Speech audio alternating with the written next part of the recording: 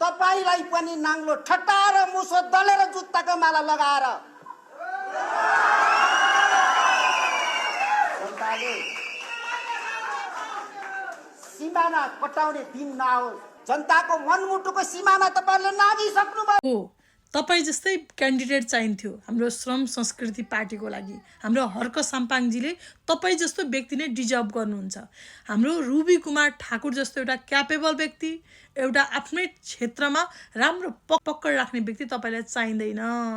एउटा बुद्धिमान व्यक्ति त तपाईँलाई चाहिँदैन। तपाईँलाई यस्तै 3-4 वर्षमा 2-3 वटा पार्टी फेर्ने हैन, आफ्नो बोर्डलीको कुनै लजिकल पोइन्टै नभएको र आफ्नो कार्यकालमा कुनै पनि त्यस्ता कामहरू गर्न नसक्ने व्यक्ति नै तपाईको पार्टीको लागि तपाईको लागि योग्य व्यक्ति हो। र जसरी तपाईँ सपना देखिराख्नु भएको छ नि राष्ट्रिय स्वतन्त्र पार्टीलाई लखेट्ने, त्यो दिवा सपना तपाईले नदेखेकै राम्रो। 2/3 जनताले मत दिएर मन जितेर पठाएको पार्टी हो।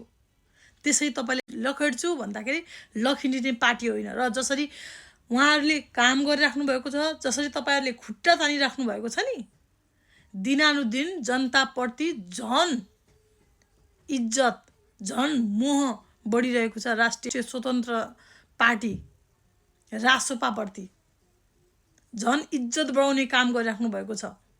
त्यसैले यस्ता हावा गफ दिन छोड्नुस् र 2-4 जना ती ताली बजाइरहेका छन् नि तपाईका कार्यक्रममा, भोलि ती पनि तपाईलाई नलखेट्लान् भन्न सकिँदैन तपाईको यस्तै गतिविधिले गर्दा। र पुराना पार्टीहरु जसरी नसचिएर सकिए नि हो, त्यस्तै तपाईको दिन धेरै छैन। तपाईलाई त झन् 5 मिनेट लाग्दैन नेपाली जनताले तपाईको रियल औकात देखाउनको लागि। त्यो चाहिँ विचार गर्नु होला हाम्रो हर्क साम्पाङज्यू। यो भनेको घमण्डको पराकाष्ठा हो, पराकाष्ठा। यसपछि मान्छे सिद्धिने नै हो।